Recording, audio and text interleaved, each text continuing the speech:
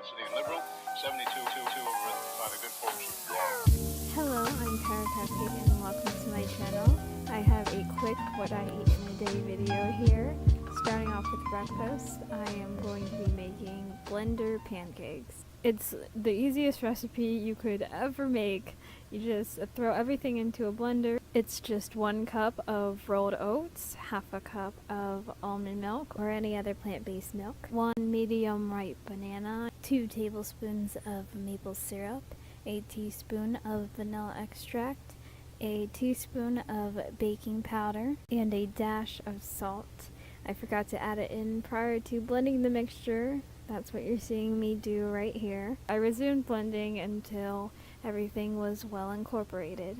Grab some oil and lightly coat your skillet. The recipe called for coconut oil, but again, if you don't have that on hand, that is fine. I'd recommend baking spray as an alternative. Just pour the batter on and cook it as if it was a normal pancake. You're looking for the golden brown hue on the edges before you flip it, and that's that. I repeated this 5 times.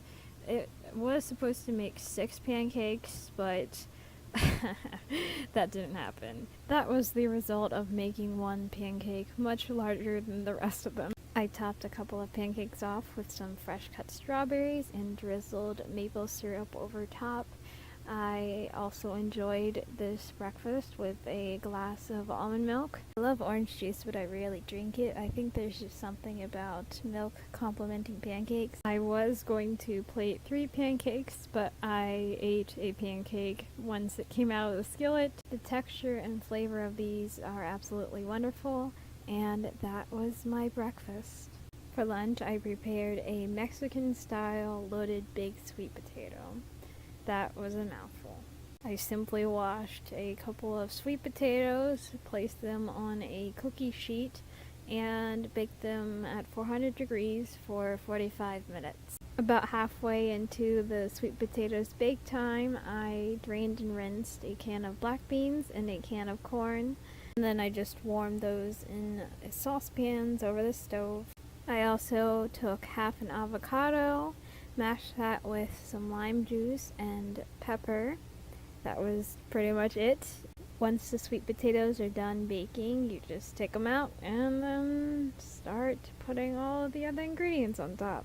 You could do this with regular potatoes as well. You don't have to use sweet potatoes, but sweet potatoes are more nutrient dense and they add a new depth of flavor, in my opinion. If you're adventurous like me and enjoy combinations such as this, try a baked sweet potato with baked beans loaded on top. I promise you, you won't be disappointed. Lastly, the dinner menu consists of lentil sloppy joe sliders. I made homemade vegan dinner rolls to serve the sloppy joes on. All you have to do is measure out a cup of lentils, rinse them, and boil them with 2 cups of water or vegetable broth, whatever you prefer. Then you drain them. After that, saute half an onion with 2 cloves of garlic. I make this meal frequently, and when I do, I like to add in green pepper, but I didn't have any on hand this time around. Add in a can of tomato sauce and a tablespoon or 2 of Worcestershire sauce. All that's left to do is to add in the cooked lentils, give that a nice stir, and allow it to simmer until everything is completely done. It is now time to begin plating. I am using a paper plate because that is really classy. Put some sloppy joes on that slider and top it off with some onions, and there we go. I had a side of frozen vegetables. All I could find were Asian vegetables, so that's what I went along with. That concludes this video. Thank you so much for watching, and until next time, take care. Bye.